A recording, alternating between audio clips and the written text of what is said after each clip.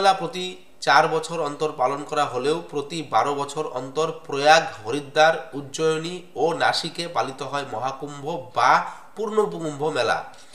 এছাড়াও প্রতি 6 বছর অন্তর হরিদ্বার ও প্রয়াগরাজে পালিত হয় অর্ধকুম্ভ মেলা। নমস্কার বন্ধুরা, আপনারা দেখছেন বাপন শো। তো আজকে আমি বাপন, আমার শোতে আমি আজকে বলবো পূর্ণ মহাকুম্ভ নিয়ে। তো কি এই পূর্ণ মহাকুম্ভ এবং এই পূর্ণ মহাকুম্ভে স্নান করলে কি হয়, শাহী স্নান কি এবং এর তাৎপর্য কি, এই সমস্ত বিষয় নিয়ে আজকে আমি আমার ভিডিওতে আলোচনা করব। দেখতে থাকুন কুম্ভ মেলার সমস্ত তথ্য। 13ই জানুয়ারি থেকে 26শে ফেব্রুয়ারি পর্যন্ত কিন্তু প্রয়াগরাজে কুম্ভ মেলা শুরু হতে চলেছে। উত্তরপ্রদেশের প্রয়াগরাজে ত্রিবেণী সঙ্গমে অর্থাৎ গঙ্গা, যমুনা এবং সরস্বতী এই তিনটা নদীর মিলন কেন্দ্রে কিন্তু পুণ্য স্নান অনুষ্ঠিত হবে এবং কোটি কোটি মানুষ এই দিনগুলিতে সেখানে ডুবকি লাগাবে, শাহী স্নান করবে। এর তাৎপর্যটা কি এবং কেন এই শাহী স্নান হয় এবং কুম্ভ মেলা কেন হয় এবং কি কি কুম্ভ, এগুলো বলবো। দেখুন, এই যে কুম্ভ মেলা হতে চলেছে সেটা হচ্ছে পূর্ণ মহাকুম্ভ। আপনারা জানেন যে 12 বছর পর পর মহাকুম্ভ মেলা হয় এবং এটা হচ্ছে পূর্ণ মহাকুম্ভ, অর্থাৎ একটা স্থানে যদি 12 বার মহাকুম্ভ মেলা হয় তাকে পূর্ণ মহাকুম্ভ বলা হয়। অর্থাৎ 12 বছর পর পর হলে 144 বছর পর কিন্তু প্রয়াগরাজে এই পূর্ণ মহাকুম্ভ মেলা হতে চলেছে। এখানে স্নান করলে আপনার পুণ্য খুব ভালো হবে। সমস্ত যে তীর্থস্থান আছে সেখানে স্নান করলে যে পুণ্য হবে, আপনার কিন্তু এই মহাকুম্ভে স্নান করলে সেম পুণ্য হবে। শাহী স্নানের মূল তারিখ, তাৎপর্য এবং অন্যান্য বিবরণ মহাকুম্ভের আমি আজকে বলবো।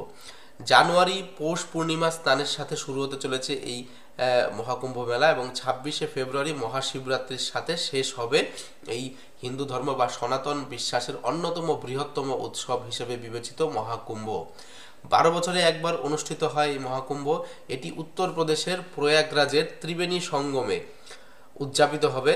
গঙ্গা, যমুনা এবং সরস্বতী এই তিনটি নদীর পবিত্র সঙ্গম স্থলে কিন্তু হিসাবে এই ত্রিবেণী মহাসঙ্গম হয়। এখানে কিন্তু এই মহাকুম্ভ, পূর্ণ মহাকুম্ভ অনুষ্ঠিত হবে।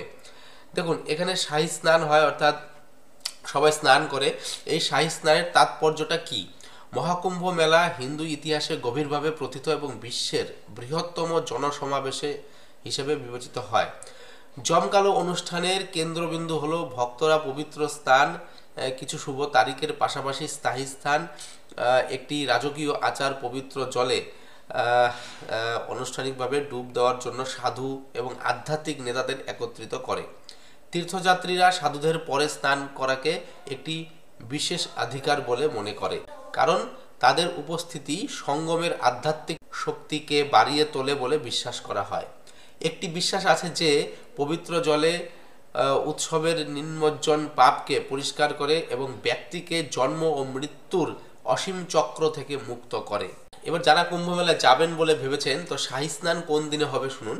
মহাকুম্ভে মোট 6টি স্নান হয়।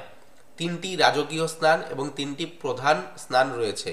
যদিও সমগ্র কুম্ভের জন্য প্রতিদিন স্নান করার পুণ্য পাওয়া যায়, তবে শাহী স্নানের দিনটির একটি বিশেষ তাৎপর্য রয়েছে। এই সময় স্নানের প্রধান তারিখগুলি হলো জানুয়ারির 13 তারিখ 2025 পৌষ পূর্ণিমা।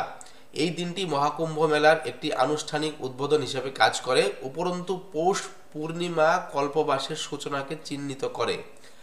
একটি তীব্র আধ্যাত্মিক অনুশীলন এবং ভক্তির সময়কাল, যা মহাকুম্ভ মেলার সময় তীর্থযাত্রীদের দ্বারা পালন করা হয়। এরপর আসি 14ই জানুয়ারি। আমি তারিখগুলো স্নানের যে গুরুত্ব সেটা বলছি। 14ই জানুয়ারি 2025 মকর সংক্রান্তি, এটাও শাহী স্নান। মকর সংক্রান্তি হিন্দু ক্যালেন্ডারের অনুসারে সূর্যের তার পরবর্তী জ্যোতির্বিদ্যাগত অবস্থানে স্থানান্তরকে নির্দেশ করে। এই শুভ দিনটি মহাকুম্ভ মেলার দাতব্য অনুদানের সূচনাকে চিহ্নিত করে। যে শাহী স্নানটি আছে সেটা 29শে জানুয়ারি। এই 29 জানুয়ারি হচ্ছে মৌনী অমাবস্যা। মৌনী অমাবস্যা একটি তাৎপর্যপূর্ণ দিন, কারণ এটি বিশ্বাস করা হয় যে স্বর্গীয় প্রান্তিকগুলি পবিত্র নদীতে স্নানের পবিত্র কাজের জন্য সবচেয়ে অনুকূল। এরপরে শাহী স্নান কোনটা? এরপরে শাহী স্নান হচ্ছে তেসরা ফেব্রুয়ারি 2025 বসন্ত পঞ্চমী। এই বসন্ত পঞ্চমী ঋতু পরিবর্তনের প্রতীক এবং হিন্দু পুরাণে জ্ঞানের দেবী সরস্বতীর আগমন উদযাপন করে। ভক্তরা স্নান করে এবং প্রাণবন্ত হলুদ পোশাকে নিজেদের সজ্জিত করে। এই শুভ অনুষ্ঠানের গুরুত্ব তুলে ধরা হয়। তো এটাও একটা শাহী স্নান। এরপরে শাহী স্নান কবে? এরপরে শাহী স্নান হচ্ছে 12ই ফেব্রুয়ারি।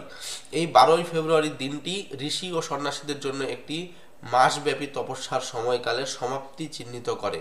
দিনে জলে একটি পবিত্র ডুব দিলে মহান আধ্যাত্মিক উপকার হবে বলে আশা করা হচ্ছে।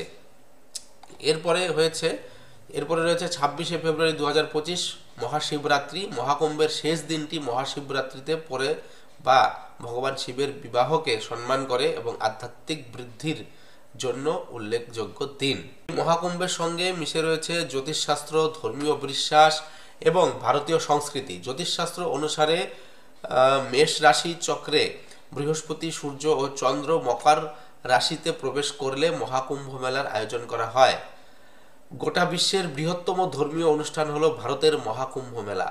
কুম্ভ মেলা প্রতি 4 বছর অন্তর পালন করা হলেও প্রতি 12 বছর অন্তর প্রয়াগ, হরিদ্বার, উজ্জয়িনী ও নাসিকে পালিত হয় মহাকুম্ভ বা পূর্ণকুম্ভ মেলা। এছাড়াও প্রতি 6 বছর অন্তর হরিদ্বার ও প্রয়াগরাজে পালিত হয় অর্ধকুম্ভ মেলা। 2013 সালে মহাকুম্ভের আয়োজন করা হয়েছিল। হিন্দু ধর্মে যেমন এই ধর্মীয় অনুষ্ঠানের অনন্য গুরুত্ব রয়েছে, তেমনি জ্যোতিষশাস্ত্র অনুসারেও এই অনুষ্ঠানের আলাদা মর্যাদা রয়েছে। মহাকুম্ভ মেলা 2025-এ 13ই জানুয়ারি, আবারও বলি 13ই জানুয়ারি থেকে 26শে ফেব্রুয়ারি পর্যন্ত হবে। প্রয়াগরাজে এই কুম্ভ মেলাটি হবে। এটা 144 বছর পরে, অর্থাৎ 12 বার প্রয়াগরাজে মহাকুম্ভ মেলা হয়েছে, তাই এটাকে হিন্দু ধর্মে অনুযায়ী এটাকে পূর্ণ মহাকুম্ভ বলা হয়। তো যারা যারা এই প্রয়াগরাজে যাবেন বলে ভেবেছেন, তাদের আশা করি এই কুম্ভ মেলা নিয়ে কিছুটা বলতে পারলাম। তো যারা যারা যাবেন ভেবেছেন তারা কিভাবে যাবেন, পরবর্তীতে আমি একটা ভিডিও আনবো, সেখানে বলা হবে আপনারা কিভাবে কুম্ভ মেলায় উপস্থিত হতে পারেন, রেল বা সড়ক বা বিমানে করে। যাই হোক, আশা করি ভিডিওটি খুব ভালো লাগলো, ইনফরমেটিভ লাগলো এবং কুম্ভ মেলা সম্পর্কে আপনারা কিছু জানতে পারলেন। যাই হোক, ভালো থাকবেন, দেখা হচ্ছে পরবর্তী ভিডিওতে। ততক্ষণ নমস্কার, ভালো থাকবেন, জয় হিন্দ, জয় ভারত।